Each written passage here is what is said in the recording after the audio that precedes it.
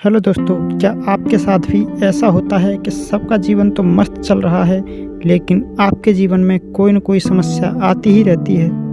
सबके साथ तो अच्छा होता है, लेकिन मेरे साथ हर बार बुरा ही क्यों होता है? तो दोस्तों, इसके लिए आपको आज 2 मिनट का समय निकालकर ये कहानी एक बार ज़रूर सुननी चाहिए। दोस्तों, एक बार की बात है, एक पानी का जहाज़ समुद्र के तूफ़ानों में फँस गया था। वो पानी का जहाज और उसमें बैठे सभी यात्री डूब गए, सिर्फ एक को छोड़कर। ईश्वर की कृपा से वह एक व्यक्ति बच गया और तैरते-तैरते एक छोटे से टापू पर पहुंच गया। और वह व्यक्ति वहां पहुंचकर प्रार्थना करने लगा, हे ईश्वर, कोई मुझे यहाँ बचाने के लिए आ जाए। प्रार्थना करते-करते पूरा दिन गुजर गया और उसे बचाने के लिए कोई नहीं आया। इसीलिए रात को वो वहीं रेत पर सो गया। दूसरे दिन उसने फिर ईश्वर से प्रार्थना की, लेकिन आज भी कोई बचाने नहीं आया। ऐसे ही दिन गुजरते चले गए। वह रोज प्रार्थना करता, लेकिन कोई मदद के लिए नहीं आया। 1 महीने बाद वह हार मान चुका था और उसने सारी उम्मीदें खो दी थीं। अब वह व्यक्ति वहीं पर लकड़ी का झोंपड़ा बनाकर रहने लगा था। वह व्यक्ति नारियल का पानी पीता, फलों को खाता और वहीं पर अपना गुजारा करता था। एक दिन वह मछली पकड़कर लाया और उन्हें पकाने के लिए चूल्हा जलाया। लेकिन जब आग जलाने के लिए लकड़ी नहीं बची तो वह जंगल में लकड़ियां लेने चला गया। लेकिन जब वह जंगल से लौटकर आया तो उसने देखा कि उसके झोंपड़े में आग लग चुकी थी।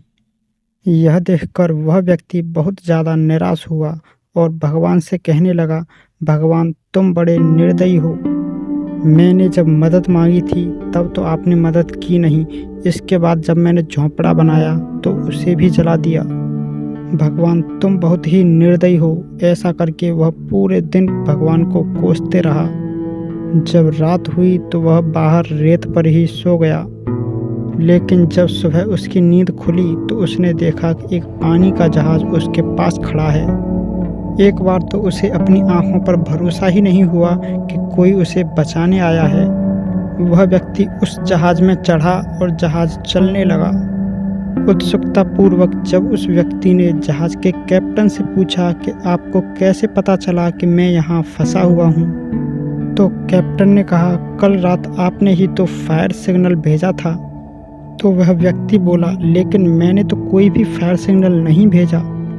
फिर अगले ही पल उसे अपने जलते हुए झोंपड़े की याद आई और वह समझ गया कि कैप्टन ने उसके जलते हुए झोंपड़े को ही फायर सिग्नल समझ लिया है।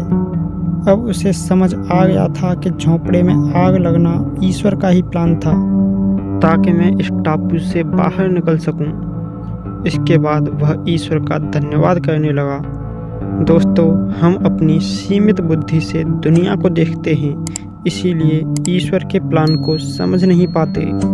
इसलिए जब भी बुरा समय आता है हम ईश्वर को कोसने लगते हैं। दोस्तों, जब भी बुरा समय आए तो एक बात याद रखना, इसमें भी ईश्वर ने आपके लिए कुछ न कुछ अच्छा सोच रखा है, जो आपको सही समय आने पर ही पता चलेगा। इसीलिए कभी भी हार मत मानिए और अपने कर्म करते रहिए। दोस्तों, यदि आपके जीवन में भी कभी ऐसी घटना घटी हो कि उस समय आपको लगा कि ये तो बहुत बुरा हुआ, लेकिन जब बाद में समय आने पर पता चला कि जो भी हुआ अच्छा ही हुआ, तो इस वीडियो को एक बार लाइक कीजिए और ऐसी ही वीडियोस के लिए अपने इस चैनल को सब्सक्राइब कीजिए। तो दोस्तों, मिलते हैं किसी और वीडियो में। तब तक के लिए सीखते रहिए, मुस्कुराते रहिए।